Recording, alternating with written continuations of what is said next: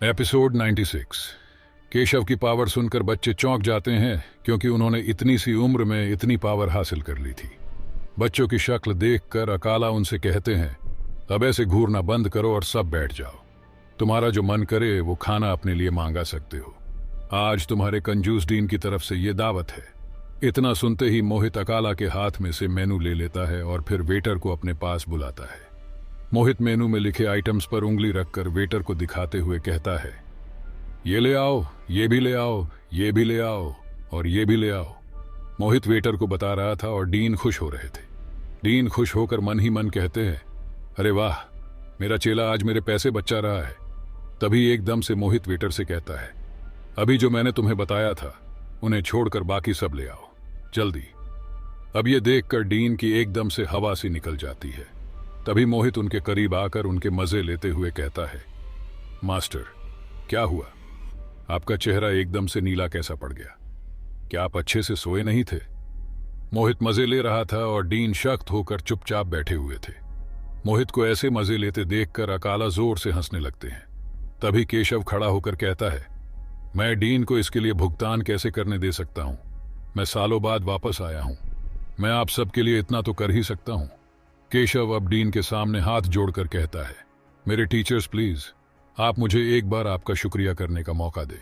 केशव की बात सुनकर अकाला हल्के से हंसकर कहते हैं, केशव, तुम हमेशा से ही अच्छे रहे हो, पर मैं आज चाहता हूं कि फरहान ही इनके लिए खाना खरीदे। डीन को अभी कुछ ही देर शांति सी मिली थी और अब दोबारा से अकाला ने उन्हीं के सिर पर बिल थोपने की कोशिश की थी।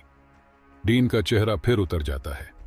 केशव अब अफसोस जताते हुए कहता है, अफसोस की बात है कि आप सब शाइन स्कूल से हो। अगर आप शाइन स्कूल से नहीं होते तो मैं आपको टाइटन स्कूल में दाखिला दिलाने की हर एक कोशिश करता, पर अब।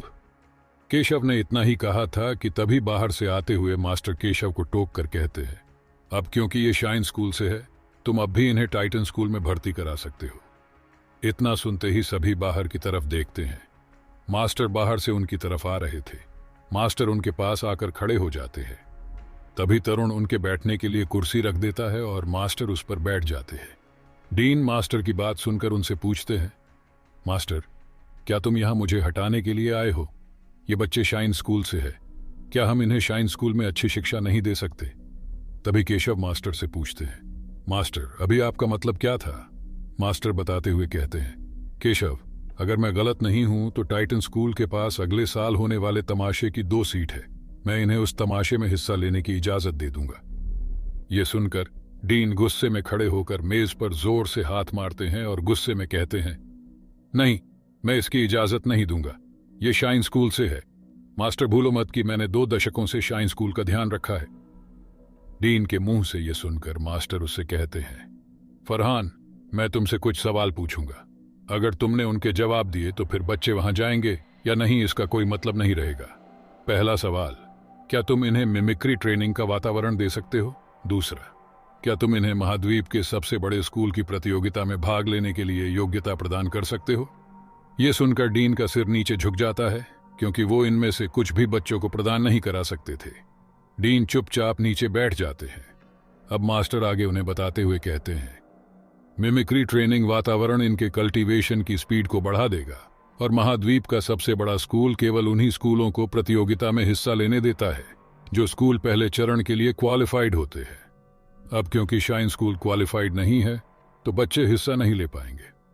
मास्टर आगे कहते हैं, शाइन स्कूल को बनाने का तुम्हारा मकसद सोल मास्टर्स को जल्दी से तैयार करना था। मैंने बस इनका रास्ता आसान करने की सोची है।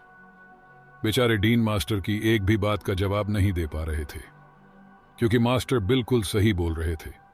मास्टर अब आगे केशव से कहते हैं, केशव, मैं बस एक ही शर्त पर सभी बच्चों को टाइटन स्कूल में दाखिला लेने दूंगा और वो ये है कि शाइन स्कूल के सभी टीचर भी बच्चों को सिखाने के लिए टाइटन स्कूल में ही रहेंगे और इसमें टाइटन स्कूल बिल्कुल भी टांग नहीं अड़ाएगा।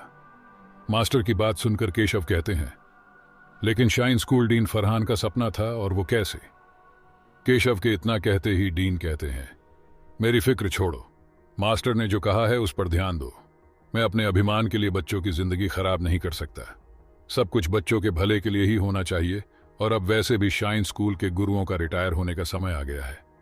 इतना कहकर डीन वहां से चले जाते हैं। सभी बच्चे भी उदास डीन को वहां से जाते देखकर उदास हो जाते हैं। तभी अकाला मोहित को इशारा करके डीन के साथ जाने के लिए कहते हैं और मोहित तुरंत उनके पीछे चला जाता है।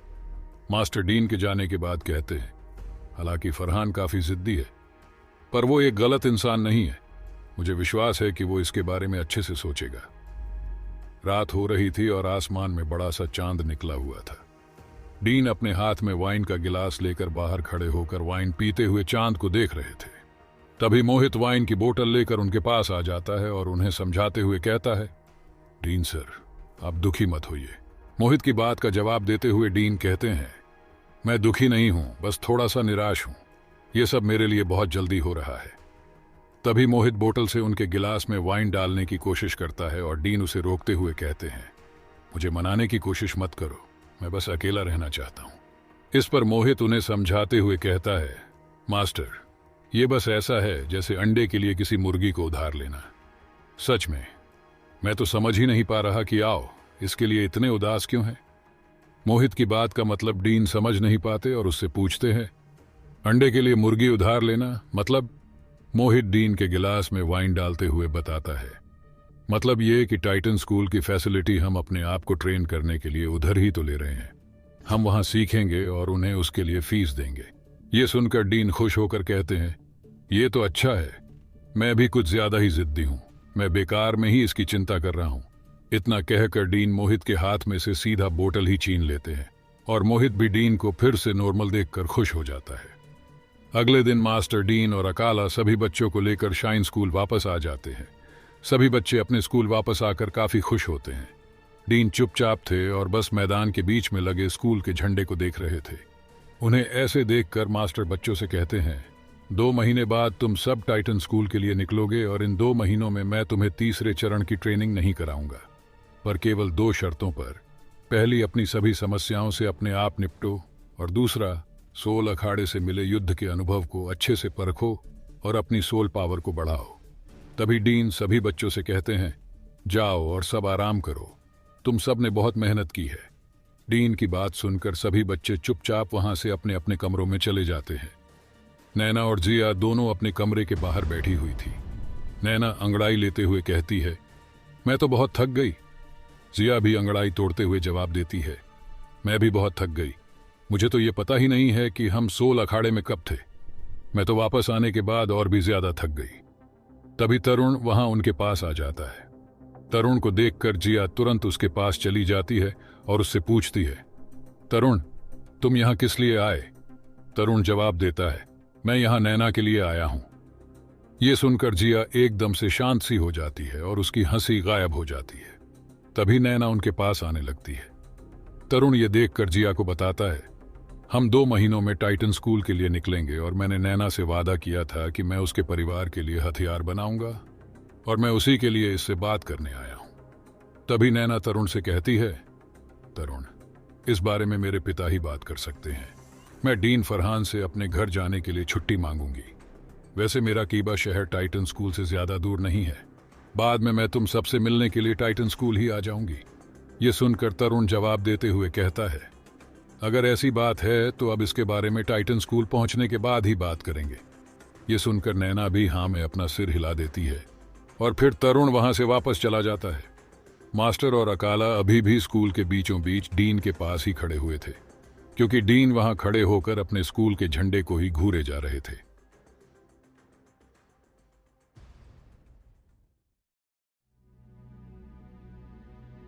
एपिसोड 97। अगले दिन की सुबह होती है और तरुण दिन निकलते ही स्कूल के अंदर एक कमरे में चला जाता है। वो कमरा काफी गंदा हुआ पड़ा था और उस कमरे के अंदर लोहारों का सामान रखा हुआ था जिस पर धूल लगी हुई थी। तरुण वो सब देखकर कहता है, मुझे यहां आए काफी समय हो गया है, इसी वजह से इसकी इतनी बुरी हालत हो रखी है। चलो पहले इसे थोड़ा साफ किया जाए। इतना कहकर तरुण वहां रखे सभी सामानों को साफ करने लग जाता है। कुछ ही देर में तरुण सब साफ कर देता है और फिर कुछ लोहे के मोटे टुकड़ों को देखता है। उन्हें देखकर उसे अपने पिता की याद आ जाती है। तरुण वो पल याद करने लगता है जब उसके पिता उसे लोहे को गर्म करके उसे सही आकार देना और लोहे की कमियां निकालकर उसकी गुणवत्ता को निखारना सिखाते थे।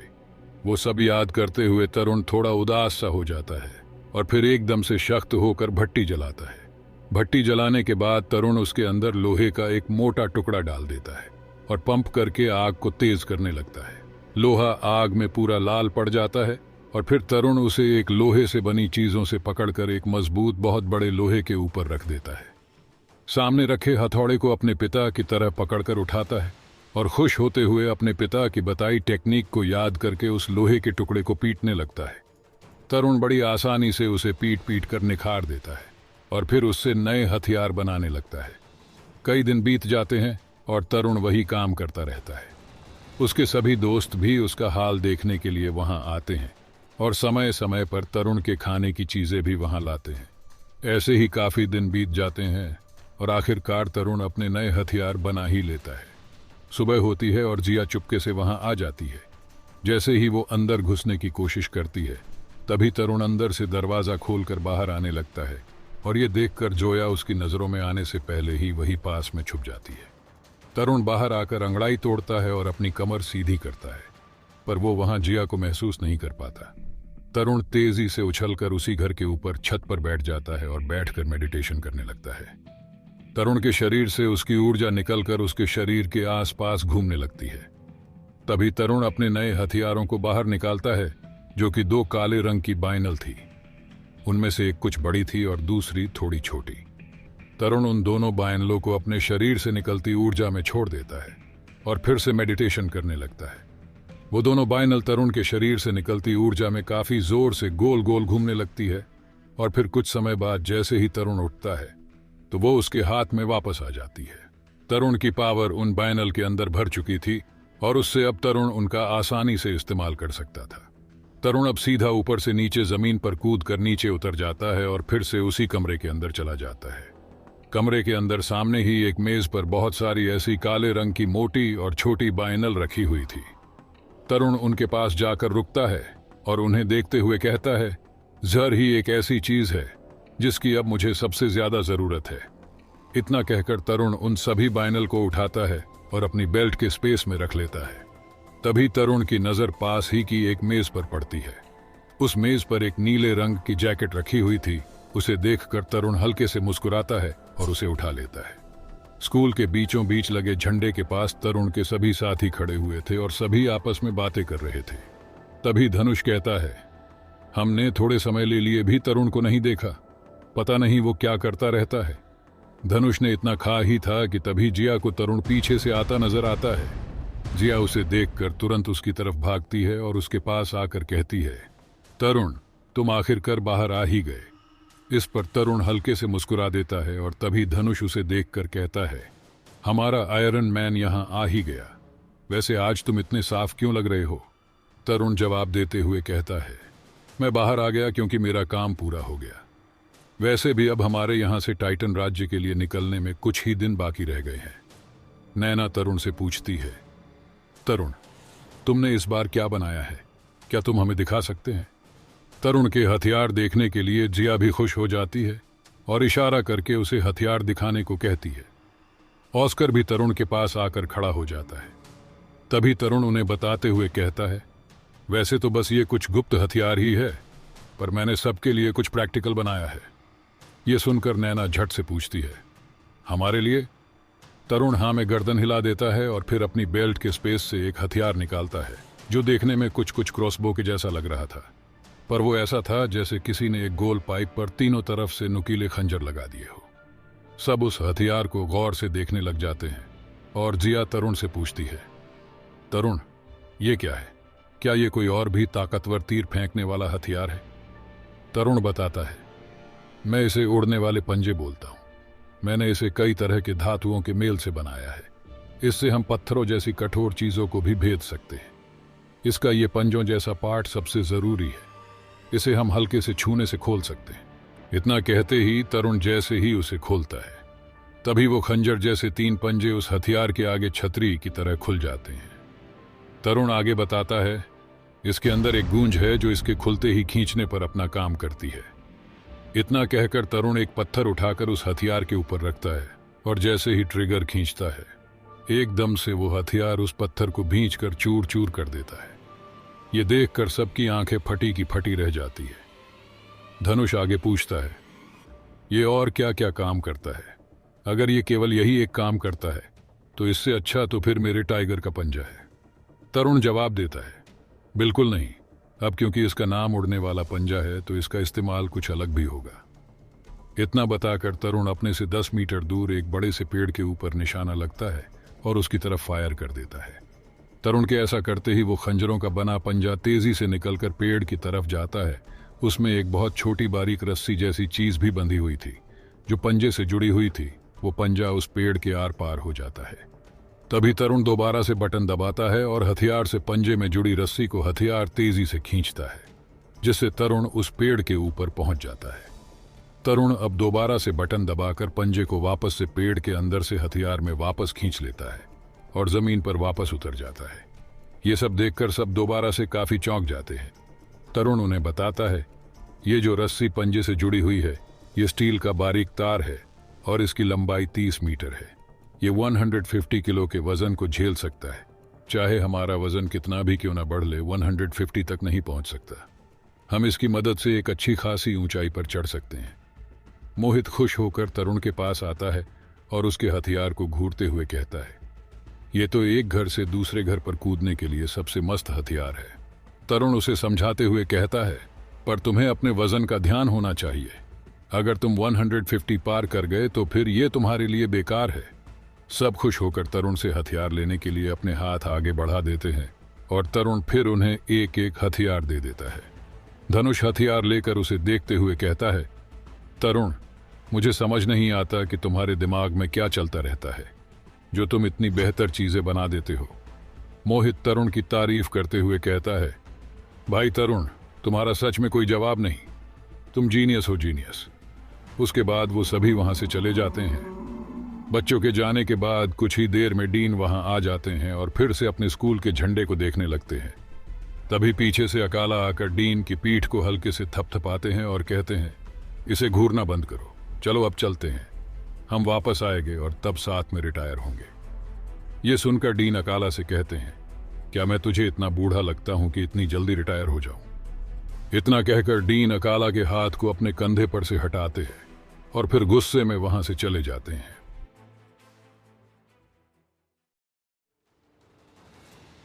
एपिसोड 98। मास्टर सभी बच्चों के साथ स्कूल के बाहरी दरवाजे पर खड़े हुए थे और सभी डीन और अकाला के आने का इंतजार कर रहे थे। तभी वहां पर डीन और अकाला दोनों साथ में आ जाते हैं। डीन बच्चों से कहते हैं, बच्चों, तुम सबने पूरे 2 महीने आराम कर लिया है और अब आज से आगे बढ़ने के लिए अपनी गति बढ़ा लो। इतना कहकर डीन मुस्कुराते हैं और अपनी सोल को बाहर निकाल लेते हैं। उनके पंख निकल आते हैं और वो उड़ने लगते हैं। मास्टर खड़े होकर ये सब देख रहे थे। तभी डीन तेजी से उड़कर मास्टर को उठाकर अपने साथ ले जाते हैं। मास्टर डीन से कहते हैं, मुझे नीचे उतरो, मैं पैदल चल सकता हूं। डीन जवाब देते हैं, अबे जा, तू बूढ़ा हो चुका है और काफी मंदा चलता है, मैं इतना इंतजार नहीं कर सकता। इतना कहकर डीन अपने उड़ने की स्पीड को और भी ज्यादा कर देता है और मास्टर को ऐसे ही उठाकर अपने साथ ले जाता है। सभी बच्चे, अकाला और स्कूल में रहने वाले वो बूढ़े मास्टर जिन्होंने बच्चों के दाखिले के समय स्कूल के दरवाजे पर बच्चों की पावर को चेक करके उन्हें आगे भेजा था, वो डीन और मास्टर को जाता हुआ देख रहे थे। तभी ऑस्कर अपनी उड़ने वाली सॉसेज बनाकर सबको दे देता है और वो सभी उड़कर साथ में जाने लगते हैं। जंगल को पार करते करते रात हो चुकी थी, इसलिए वो सभी जंगल के बीच बसे छोटे से गांव में रुकने की सोचते हैं, जहां उनकी लड़ाई पेंगुइन स्कूल के बच्चों और उनके टीचर से हुई थी। वो सभी उस छोटे से गांव के होटल में रुकते हैं। ऑस्कर काफी थका हुआ था, इसलिए वो सीधा बिस्तर पर जा गिरता है। ये देखकर धनुष उससे पूछता है, तुम इतने कैसे थक गए? सबसे ज्यादा वजन तो मैंने उठाया था। इस पर ऑस्कर जवाब देते हुए कहता है, तुम सबके लिए उड़ने वाली सॉसेज बनाने में मेरी काफी पावर खर्च हो गई और अब बहुत थोड़ी बची है। अब मोहित खड़ा होकर कहता है, रोना बंद करो, मेरी किस्मत सबसे खराब है क्योंकि मैं सबसे भारी हूं और मंदा भी। हे भगवान, मुझे जल्दी ही कोई उड़ने वाली सोल स्किल दे दो। मोहित ऐसे गिड़गिड़ा ही रहा था, तभी उनके कमरे का दरवाजा खटकता है। वो सभी एकदम से शांत होकर दरवाजे की तरफ देखते हैं। तभी दरवाजे को हल्के से खोलकर जिया अंदर आती है। सब उसे घूरने लग जाते हैं। तभी जिया तरुण से कहती है, तरुण, क्या तुम कुछ देर के लिए बाहर आओगे? तरुण जवाब देता है, ठीक है, आता हूं। इतना कहकर तरुण खड़ा होता है और बाहर जाने लगता है। ऑस्कर और मोहित उसे तिरछी नजरों से देखने लगते हैं और ऑस्कर कहता है, क्या बता है? लगता है कि जिया का आज मन नहीं लग रहा। तभी धनुष ऑस्कर को एक मार कर चुप कर देता है और तरुण बाहर चला जाता है। जिया दरवाजे के पास ही खड़ी हुई थी। तरुण दरवाजा बंद करके उससे पूछता है, क्या बात है जिया? जिया बताती है, आज इतना चलने के बाद मेरे पैर बहुत दुख रहे हैं। क्या तुम मेरे पैरों को मसाज कर दोगे प्लीज? यह सुनकर तरुण हल्के से मुस्कुराकर कहता है, ठीक है, पर यहां? जिया जवाब देती है, हां, नैना और जोया दोनों सो चुकी है और मुझे दर्द की वजह से नींद नहीं आ रही थी। यह सुनकर तरुण जिया के करीब आता है और उसको अपने हाथों पर उठा लेता है और फिर जिया को लेकर नीचे कूदकर वहीं पास ही में एक पेड़ पर ले जाता है। वो पेड़ मुड़ा हुआ था। तरुण उस पर जिया को बैठाकर उसके पैरों की मसाज करने लगता है। वो दोनों अकेले थे और जिया के गाल शर्म से लाल हुए पड़े थे। तरुण भी जिया को ऐसे देखकर उसकी तरफ हल्के से मुस्कुराता है और उससे कहता है, अगर हम कल भी आज की ही तरह तेजी से आगे बढ़े तो मैं तुम्हें अपनी पीठ पर बैठा कर ले जाऊंगा। मैं अपनी मकड़ी की सोल बोन का इस्तेमाल कर लूंगा, जिससे हमारी स्पीड भी मंदी नहीं पड़ेगी। यह सुनकर जिया जवाब देती है, तुम्हें चिंता करने की जरूरत नहीं है, मैं कर लूंगी। थोड़ी थकान भी जरूरी है, क्योंकि तभी तो मैं तुमसे दोबारा मसाज करा पाऊंगी। जिया के मुंह से यह सुनकर तरुण भी हंसने लग जाता है और कहता है, उसके लिए तुम्हें अपने पैरों को इतनी तकलीफ देने की कोई जरूरत नहीं है। तभी जिया बैठ जाती है और तरुण से कहती है, तरुण कैसा रहे अगर हम ऐसे ही हमेशा साथ रहे? तुम साथ रहोगे ना, या किसी और से शादी करके अपनी इस दोस्त को भूल जाओगे? इस पर तरुण जवाब देता है, नहीं, बिल्कुल भी नहीं जिया, तुम हमेशा मेरे लिए सबसे ऊपर रहोगी। यह सुनकर जिया सख्त होकर गुस्से से कहती है, इसका मतलब तुम किसी और से शादी करोगे? तरुण उसे समझाते हुए शांत करके कहता है, मैंने ऐसा तो बोला ही नहीं। यह सुनकर जिया शांत हो जाती है और तरुण के कंधे पर अपना सिर रखकर उसे बताते हुए कहती है, तरुण तुम्हें पता है, नैना मुझे हर वक्त चिढ़ाती रहती है कि तरुण और तुम बस दोस्त ही हो। तरुण जवाब देता है, हाँ, तो वो सही ही तो कहती है। यह सुनकर जिया फिर से गुस्से में आ जाती है और मुंह फुलाकर तरुण से कहती है, जाओ तुम यहां से, मुझे तुमसे अब कोई बता नहीं करनी, बुद्धू कहीं के। इतना कहकर वो पेड़ से कूद जाती है और नीचे जाकर खड़ी हो जाती है। तरुण उसे ऐसे गुस्सा देखकर उसके पास आकर खड़ा हो जाता है और उसके कंधे पर हाथ रखकर कहता है, जिया। तरुण के इतना पुकारते ही जिया थोड़ा और आगे जाकर खड़ी हो जाती है। तभी तरुण दोबारा से उससे कहता है, जिया चलो अब जाकर थोड़ा आराम कर लो, हमें कल फिर से आगे बढ़ना है। इतना सुनकर जिया वहां से अपने कमरे की तरफ जाने लगती है और तरुण भी अपने कमरे के दरवाजे पर पहुंच जाता है। जिया अपने कमरे के अंदर पहुंच जाती है और तरुण जैसे ही अपने कमरे का दरवाजा खोलता है, तभी दरवाजे पर खड़ा होकर सब सुन रहे धनुष, मोहित और ऑस्कर तीनों नीचे जमीन पर गिरते हैं। उन्हें ऐसे देखकर तरुण चौंक जाता है। वो सभी जमीन पर पड़े हुए तरुण को देखकर बेशर्मों की तरफ मुस्कुराने लगते हैं और फिर झट से खड़े होकर अपने अपने बिस्तर पर बैठ जाते हैं। तरुण अंदर आ जाता है और दरवाजा बंद करके जैसे ही पीछे मुड़ता है तो फिर से एकदम से चौंक जाता है, क्योंकि अब वो तीनों फिर से तरुण के सामने खड़े हुए थे। ऑस्कर और मोहित एक बिस्तर पर बैठ जाते हैं और धनुष वही दीवार से लगकर खड़ा हो जाता है। ऑस्कर तरुण के मजे लेते हुए कहता है, आज इतना चलने के बाद मेरे पैरों में दर्द हो गया है। तरुण, क्या तुम मेरे पैरों की मसाज कर सकते हो प्लीज? ऑस्कर बड़े ही रोमांटिक अंदाज से ये कहकर तरुण के मजे ले रहा था और मोहित हंसे जा रहा था। तभी धनुष भी ऑस्कर और मोहित के साथ होकर तरुण के मजे लेते हुए कहता है, वहां तरुण, नैना और जोया दोनों सो गई है और मुझे दर्द के मारे नींद नहीं आ रही। इतना कहते ही धनुष बहुत जोर से हंसता है और फिर उसके साथ साथ ऑस्कर और मोहित भी तरुण पर जोर से हंसते हैं। बेचारे तरुण के गाल लाल पड़ जाते हैं और वो अपने दोनों हाथ बांधकर उन्हें खड़ा होकर देखने लगता है। वो तीनों बड़ी जोर से हंसकर तरुण के मजे ले रहे थे। मोहित हंसते मजे लेते हुए कहता है, तरुण, हम सुन नहीं रहे थे, पर तुम्हारी आवाज ही इतनी मंदी थी कि वो अपने आप हमारे कानों में आ गई। क्या अब तुम मेरे भी पैरों की मसाज कर सकते हो तरुण? इतना कहकर मोहित और ज्यादा जोर से हंसता है। तभी तरुण उसे डराते हुए जवाब देता है, हाँ बिल्कुल, मैं तुम्हारे पैरों की मसाज जरूर कर सकता हूं, और वो भी अपनी सोल बोन से। मैंने सुना है कि कुछ जहर का इस्तेमाल इलाज करने के लिए भी हो सकता है। तो क्या अब तुम मेरी सोल बोन वाली मकड़ी की टांगों से मसाज कराने के लिए तैयार हो? इतना कहकर तरुण अपनी सोल बोन को बाहर निकालने लगता है। ये देखकर मोहित को वो दिन याद आ जाता है जब तरुण की मकड़ी की टांगों से मोहित को डंक लग गया था और उसकी हालत बुरी हो गई थी। मोहित ये याद करके घबरा जाता है और अपनी चादर में घुसकर तरुण से कहता है, नहीं तरुण, मुझे मसाज नहीं करानी, प्लीज मुझे छोड़ दो। अब तरुण ऑस्कर की तरफ देखता है। ऑस्कर भी तुरंत घबराकर अपनी चादर के अंदर घुस जाता है और उन दोनों को ऐसे डरा देखकर तरुण बहुत जोर से हंसता है। अब धनुष तरुण के कंधे पर हाथ रखकर हल्के से मुस्कुराता है और कहता है, चलो अब तुम भी सो जाओ। अगला दिन होता है और सभी बच्चे अपने टीचर्स के साथ वहां से निकल जाते हैं। वो सभी दूसरी रात होने पर एक सिल्वर नाम के शहर में पहुंच जाते हैं। रात हो चुकी थी और उस शहर में लोग शराब पीकर घूम रहे थे और कुछ आपस में लड़ रहे थे। उस शहर के सैनिक उन लोगों को पकड़कर जेल में डाल रहे थे। सभी बच्चे और उनके सभी टीचर भी ये सब देख रहे थे। तभी डीन बच्चों से कहते हैं, तुम सब 2 महीनों से किसी से भी नहीं लड़े हो, पर आज रात तुम्हें सिल्वर शहर के 16 अखाड़े में लड़ना होगा।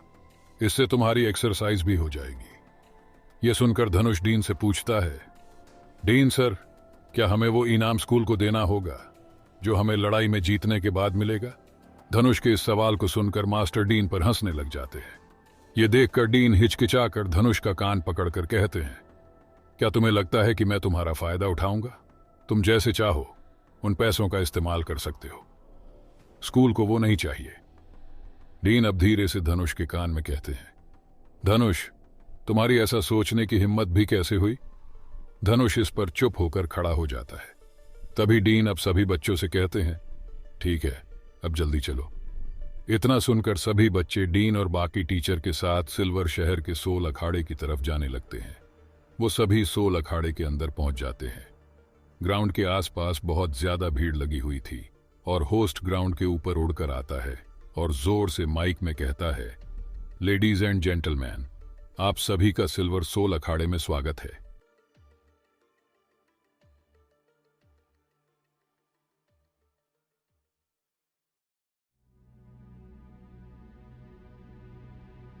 एपिसोड 99। ग्राउंड पर गाने चल रहे थे और सभी दर्शक वाइन पीते हुए वहां एंजॉय कर रहे थे। तरुण और उसके साथी भी वहां एंजॉय करने लगते हैं क्योंकि मास्टर डीन और अकाला उनके मुकाबले के लिए रजिस्ट्रेशन कराने के लिए गए थे। डीन अपने हाथ में पकड़े गोल्ड बैज को कोऑर्डिनेटर को दिखाते हैं और उससे कहते हैं, चलो हमारी टीम का रजिस्ट्रेशन कर दो। बैज देखकर कोऑर्डिनेटर जवाब देता है, माफ करना सर, पर हम आपकी टीम का रजिस्ट्रेशन नहीं कर सकते क्योंकि हमारे पास कोई लेवल 30 वाली गोल्ड बैज वाली टीम नहीं है। आप आज रात के मुकाबले में हिस्सा नहीं ले पाएंगे। इतना कहकर वो कोऑर्डिनेटर डीन को बैज वापस करने लगता है। डीन उससे कहते हैं, क्या तुमने देखा नहीं कि हमारी टीम में बस एक के पास ही गोल्ड बैज है? किसी सिल्वर बैज वाली टीम से भी मुकाबला किया जा सकता है। वो कोऑर्डिनेटर बैज को डीन के सामने मेज पर रखते हुए कहता है, जिस मुकाबले की आप बात कर रहे हैं वो सही नहीं है। मुझे पता है कि आप ये अच्छे से समझते हैं। अकाला डीन को चिढ़ाते हुए कहते हैं, लगता है कि किसी का प्लान खराब होने वाला है। डीन अकाला की बात पर गौर नहीं करते और कोऑर्डिनेटर से पूछते हैं, क्या और कोई तरीका नहीं है? ये सुनकर कोऑर्डिनेटर हल्के से मुस्कुराता है और जवाब देता है, अगर आप ज्यादा सोल पावर लेवल वाले सोल मास्टर्स से मुकाबला करेंगे तो गोल्ड बैज होने या ना होने से फर्क नहीं पड़ेगा। इसका मतलब है कि आपको लेवल 40 वाली टीम से मुकाबला करना पड़ेगा। मास्टर बड़े गौर से खड़े होकर ये सब सुन रहे थे और तभी डीन कोऑर्डिनेटर को जवाब देते हैं, अगर 40 लेवल के सोल मास्टर से मुकाबला करना पड़ेगा तो फिर रहने दो। इतना कहकर डीन बैज उठाने लगते हैं। तभी मास्टर बैज को पकड़ लेते हैं और कहते हैं, मुझे लगता है कि ये सही है। ये सुनकर डीन चौंक जाते हैं और मास्टर से कहते हैं, मास्टर, क्या तुम मजाक कर रहे हो? तुम चाहते हो कि हमारी टीम लेवल 40 वाली टीम से लड़े? क्या तुम उन्हें मरवाना चाहते हो? डीन की बात का जवाब देते हुए मास्टर कहते हैं, तुमने कहा था कि हमें जिससे भी मुकाबला करना होगा उसे हम साथ में चुनेंगे। इस पर डीन चुप हो जाते हैं और मास्टर कोऑर्डिनेटर से पूछते हैं, क्या यहाँ पर कोई ऐसी टीम है जो लेवल 40 पर हो और काफी खतरनाक हो? ऐसी टीम जो या तो सीधा सामने वाले को जान से मार डाले या फिर घायल कर दे। ऐसी टीम सबसे सही रहेगी। क्या तुम्हारे पास है? ये सुनकर कोऑर्डिनेटर चौंक जाता है और उसका मुंह खुला का खुला रह जाता है, क्योंकि मास्टर ऐसी टीम मांग रहे थे जो उनकी टीम को जान से भी मार सकती थी। डीन भी गुस्से में आकर मास्टर से कहते हैं, मास्टर क्या तुम पागल हो गए हो? मास्टर समझाते हैं, चिंता मत करो, मैं जानता हूं कि मैं क्या कर रहा हूं। यह सुनकर डीन भी अब चुप हो जाते हैं। मास्टर कोऑर्डिनेटर से दोबारा पूछते हैं, क्या यहां कोई इस तरह की टीम है? कोऑर्डिनेटर हिचकिचाकर जवाब देता है, हाँ एक टीम है, उसका नाम भालू गैंग टीम है। वो काफी ज्यादा खतरनाक है। सिल्वर बैज हासिल करने के बाद वो 46 में से 31 मुकाबले जीत चुके हैं। वो अभी तक 68 अपोनेंट को मार चुके हैं और 98 को घायल कर चुके हैं। ये सुनकर डीन और अकाल दोनों चौंक जाते हैं और डर उनके चेहरे पर साफ नजर आ रहा था। पर मास्टर मुस्कुराकर कोऑर्डिनेटर को जवाब देते हैं, ठीक है, हम इस टीम से मुकाबला करने के लिए तैयार हैं। मास्टर के मुंह से यह सुनकर डीन और अकाला दोनों ही मास्टर को रोकने की कोशिश करते हैं, पर मास्टर उन दोनों को कुछ कहने से पहले ही रोक देते हैं और फिर मास्टर धीरे से डीन के कान में कुछ कहते हैं। डीन मास्टर की बात सुनकर पूछता है, क्या यह सही है? मास्टर जवाब देते हैं, फरहान यही उन्हें सिखाने का सही समय है। एक ना एक दिन उन्हें ऐसी स्थिति का सामना जरूर करना पड़ेगा। अगर ये आज इसका सामना करते हैं तो इन्हें समझाने के लिए आज हम यहाँ हैं। भविष्य में अकेले इसका सामना करने से अच्छा है कि ये आज इसे सीखे। डीन जवाब देते हैं, ठीक है, आशा करता हूं कि तुम सही हो। अब कोऑर्डिनेटर उनके सामने आकर कहता है, आप मेरे साथ इस तरफ आइए। डीन मास्टर से कहते हैं, ठीक है, तुम जाओ और थोड़ा आराम करके तैयार रहो, तब तक मैं थोड़ा घूम कर आता हूं। इतना कहकर डीन और अकाला एक तरफ चले जाते हैं और मास्टर कोऑर्डिनेटर के साथ दूसरी तरफ चले जाते हैं। सट्टा लगाने की जगह पर बहुत भीड़ लगी हुई थी और बहुत सारे लोग भालू गैंग टीम पर अपने रुपए लगा रहे थे। डीन भी वहां आ जाते हैं और ये देखकर काफी खुश होते हैं कि उनकी टीम कर बस एक दो लोगों ने ही सट्टा लगता था और बाकी सब लोग दूसरी टीम पर लगा रहे थे। डीन अपना कार्ड कोऑर्डिनेटर की तरफ करके कहते हैं, मुझे शाइन 7 डेविल्स पर सट्टा लगाना है, चलो मेरे 30,000 सोने के सिक्के लगा दो। ये सुनकर वो कोऑर्डिनेटर हिचकिचाकर डीन से पूछता है, क्या आपको कितने पैसे लगाने हैं? इस पर डीन जोर से जवाब देते हैं, मुझे 30,000 सोने के सिक्के शाइन 7 डेविल्स पर लगाने हैं। यह सुनकर कोऑर्डिनेटर दोबारा से पूछता है, आप सच में उसी टीम पर लगाना चाहते हैं ना? डीन गुस्से से जवाब देते हैं, क्यों तुम्हें कोई परेशानी है क्या? अब चलो और जल्दी से मेरे पैसे लगाओ। वहां पास खड़े लोग डीन को देखकर डीन पर हंस रहे थे, क्योंकि डीन एक खतरनाक टीम को छोड़कर एक नई टीम पर पैसा लगा रहे थे। पर उसने उन लोगों की भी कोई गलती नहीं थी, क्योंकि उन्हें थोड़ी पता था कि शाइन 7 डेविल्स काफी ताकतवर टीम है और उस टीम के डीन फरहान ही है। डीन उन लोगों की हंसी पर ध्यान नहीं देते और पैसे लगाकर वहां से जाने लगते हैं। तभी एक छोटे कद वाला मोटा आदमी काले कोट पैंट पहने वहां आता है और अपना कार्ड कोऑर्डिनेटर की तरफ करते हुए कहता है, चलो जल्दी से मेरे 10,000 सिक्के शाइन 7 डेविल्स पर लगा दो, क्योंकि मुकाबला बस शुरू ही होने वाला है। कोऑर्डिनेटर उसके पैसे लगाने कहता है और मन ही मन कहता है, लगता है कि इन दोनों को पैसे मुफ्त में लुटाने की कुछ ज्यादा ही जल्दी है। डीन अभी तक वही थे और उस काले कोट पैंट वाले आदमी से पूछते हैं, मेरे भाई, क्या तुम सच में देखकर ही अपना पैसा लगा रहे हो? क्योंकि शाइन 7 डेविल्स और भालू गैंग टीम में काफी अंतर है। शाइन 7 डेविल्स भालू गैंग टीम के सामने काफी कमजोर है और तुम तब भी उन पर पैसे लगा रहे हो। वो आदमी मुस्कुराकर जवाब देता है, मैं एक व्यापारी हूं। मेरा व्यापार बराक राज्य और सिल्वर राज्य दोनों में ही होता है। कुछ समय पहले ही बराक राज्य के शाइन शहर में मैंने एक ऐसा ही मुकाबला देखा था, जब शाइन 7 डेविल्स अपने अपोनेंट टीम से काफी कमजोर थी, पर वो उनसे भी जीत गए। बेशक शाइन 7 डेविल्स के पास कम सोल पावर और सोल रिंग हो, पर उन्हें कम मत समझना। अगर तुम मेरी सलाह मानो तो तुम भी उन्हीं पर सट्टा लगा दो, तुम्हें पक्का फायदा होगा। डीन जवाब देते हैं, मुझे पूरा भरोसा है। इतना सुनकर वो आदमी वहां से अपना कार्ड लेकर चला जाता है। डीन उसे जाता देखकर मन ही मन कहते हैं, मैंने कभी सोचा नहीं था कि मुझे किसी ऐसे इंसान से भी मिलना पड़ेगा जो शाइन 7 डेविल्स का अंधा भक्त होगा। ये आंखें बंद करके हमारी टीम को सपोर्ट कर रहा है। ये सब सोचकर डीन भी मुस्कुराने लगते हैं और फिर वहां से चले जाते हैं। मास्टर एक सोफे पर बैठकर एक किताब में कुछ देख रहे थे और सभी बच्चे उनके आसपास ही खड़े हुए थे। वो सभी मास्टर को ऐसे घूर रहे थे जैसे वो मास्टर से कुछ पूछना चाह रहे हो।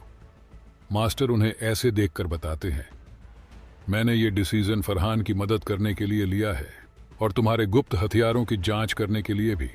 इस टीम बैटल में मैं तुम्हें तरुण के बनाए हुए गुप्त हथियारों का इस्तेमाल करके की इजाजत देता हूं।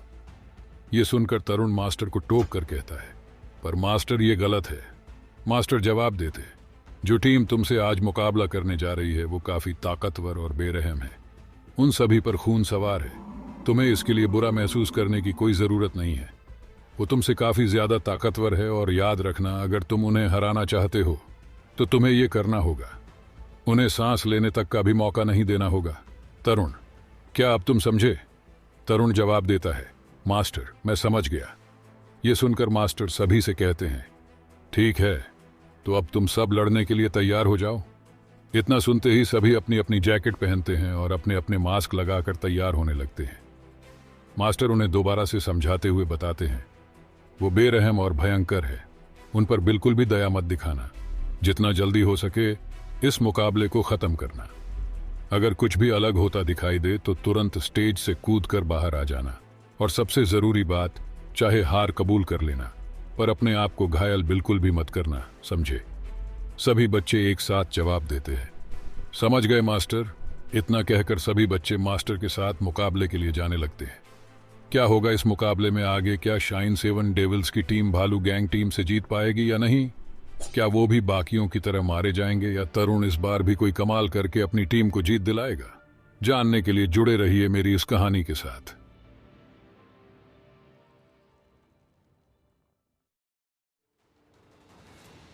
एपिसोड 100। स्टेज के चारों तरफ लोहे का जाल लगा हुआ था और उसी के चारों तरफ लोगों की भीड़ लगी हुई थी। दोनों टीमें स्टेज पर एक दूसरे के आमने सामने आ जाती है। भालू गैंग टीम से सभी साथी काफी ज्यादा ताकतवर नजर आ रहे थे। उन सभी ने काफी अच्छी बॉडी बना रखी थी और उनका चेहरा काफी खतरनाक लग रहा था। उन सभी ने लाल और काले रंग के कपड़े पहने हुए थे और सभी के कपड़ों में से नुकीली कीलें निकल रही थी। होस्ट माइक में बताते हुए कहता है, भालू गैंग टीम 40 लेवल वाले सोल मास्टर की खूंखार टीम है, जिनके पास सिल्वर बैज है, और उनसे मुकाबला करने के लिए गोल्ड बैज की नई टीम शाइन 7 डेविल्स हमारे सामने खड़ी है, जो लेवल 30 के सोल मास्टर की टीम है। अब होस्ट जोर से माइक में कहता है, अब सभी अपनी सोल बाहर निकालिए।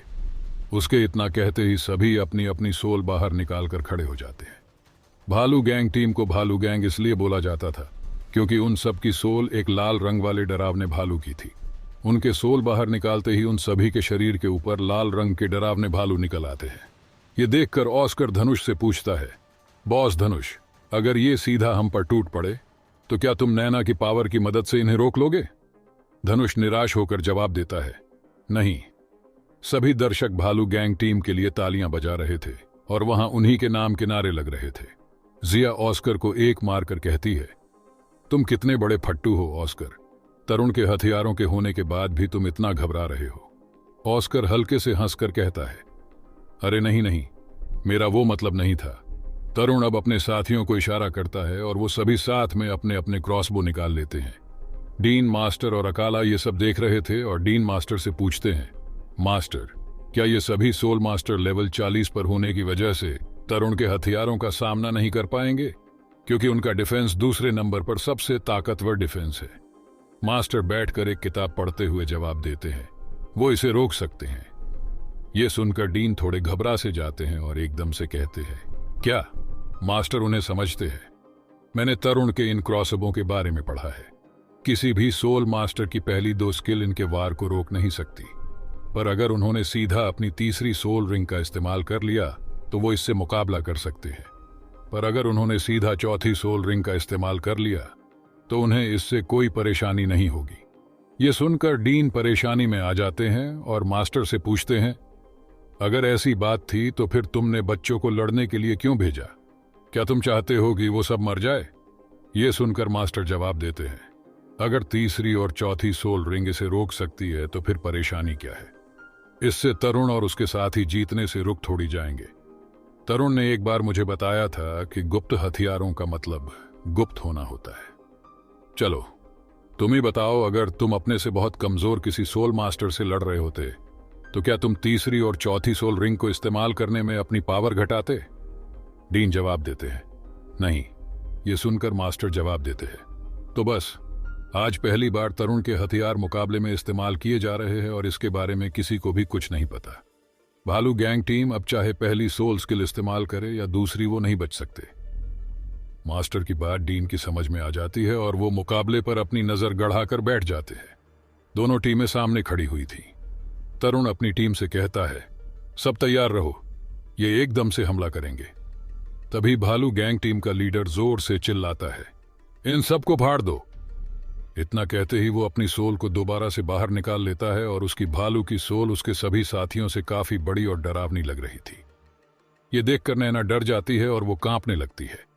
नैना को कांपता देखकर भालू गैंग का लीडर बड़ी जोर से हंसता है। वो हंसते हुए जोर से कहता है, अरे देखो वो कैसे कांप रही है। उसके इतना कहते ही उसके सभी साथी भी जोर जोर से हंसने लग जाते हैं और बाहर से देख रहे सभी दर्शक भी हंसने लग जाते हैं। अकाला ये देखकर गुस्से में जोर से दीवार पर अपना मुक्का मारते हैं। ऑस्कर भी डर के मारे कांपने लगा गया था। तभी होस्ट माइक में जोर से कहता है, मुकाबला शुरू किया जाए। उसके इतना कहते ही घंटी बजती है और घंटी बजते ही भालू गैंग टीम के सभी मेंबर तेजी से भागकर सीधा तरुण और उसके साथियों पर हमला कर देते हैं। उनकी स्पीड देखकर तरुण के सभी साथी घबरा जाते हैं, पर तरुण शक्त होकर जोर से कहता है, अभी फायर करो।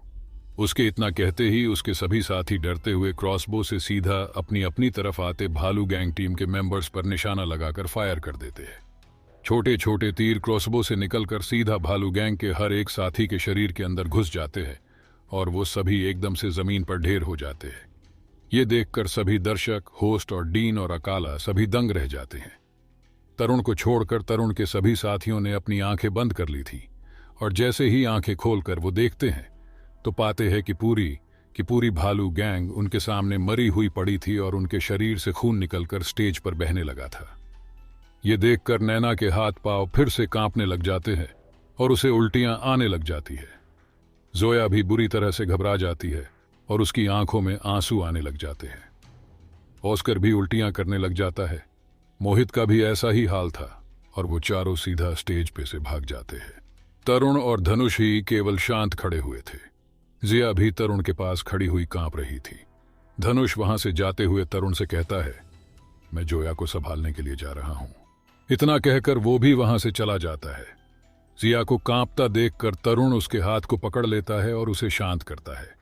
तरुण अब होस्ट की तरफ देखकर कहता है, क्या अब तुम मुकाबला का रिजल्ट अनाउंस करोगे?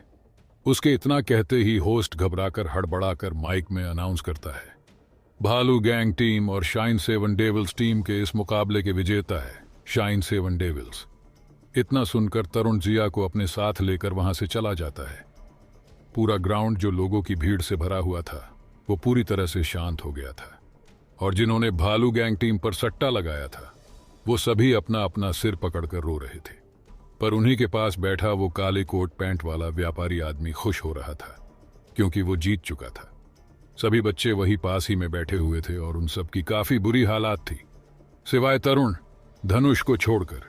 जिया भी शांत हो चुकी थी क्योंकि तरुण उसे समझा देता है और वो अब नैना को शांत करने लगती है। धनुष भी मोहित और ऑस्कर को शांत कर रहा था और वो सभी फिर भी काफी बुरा महसूस कर रहे थे और उनकी हालत काफी खराब हो चुकी थी। तभी मास्टर भी वहां डीन और अकाला के साथ आ जाते हैं। मास्टर बच्चों की हालत देखकर उन्हें समझाते हुए कहते हैं, एक सोल मास्टर होने की वजह से तुम्हें अभी नहीं तो बाद में कभी ऐसी स्थिति से होकर गुजरना ही पड़ता। अभी तो ये एक छोटी सी झलक थी जिससे तुम जल्दी ही बाहर आ जाओगे, पर जब बाद में युद्ध के मैदान में ये देखना पड़ता तो तुम वो सह नहीं पाते। मास्टर आगे समझाते हुए बताते हैं, चाहे कोई कितना भी ताकतवर सोल मास्टर क्यों ना हो, उसे एक दिन इसका सामना करना ही पड़ता है। युद्ध में हर एक जीत के लिए तुम्हें कीमत चुकानी पड़ती है क्योंकि ये कोई खेल नहीं बल्कि सोल मास्टर्स की लड़ाई है। सभी बच्चे ये सुनकर थोड़े शांत हो जाते हैं। तभी डीन बताते हुए कहते हैं, भालू गैंग टीम सोल मुकाबले के नाम पर जुर्म कर रही थी। वो सिल्वर बैज सोल मुकाबले में अकेले 64 लोगों को मार चुके हैं और 98 को घायल कर चुके हैं। उन्हें इस जुर्म की कोई सजा भी नहीं मिली और इसके अलावा उन्होंने खूब पैसा कमाया। डीन बच्चों को आगे बताते हैं, क्योंकि भालू गैंग टीम काफी ताकतवर थी इसलिए वो तुम्हारे गुप्त हथियारों से काफी घायल हो चुके हैं, पर मरे नहीं हैं। वो जिंदा है पर अपनी लड़ने की शक्तियां खो चुके हैं। वो अब और ऐसे जुर्म नहीं कर पाएंगे। इसलिए अब तुम सब शांत हो जाओ।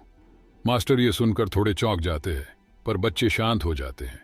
तभी मास्टर बच्चों को बताते हुए कहते हैं, अगर तुम सबको अपनी पहचान नहीं बताना चाहते तो अपने मास्क लगा लो और हमारे साथ अभी यहां से चलो। इतना कहकर मास्टर वहां से जाने लगते हैं और डीन और अकाला भी उनके साथ चले जाते हैं। वो तीनों सीढ़ियां चढ़कर ऊपर की तरफ जा रहे थे।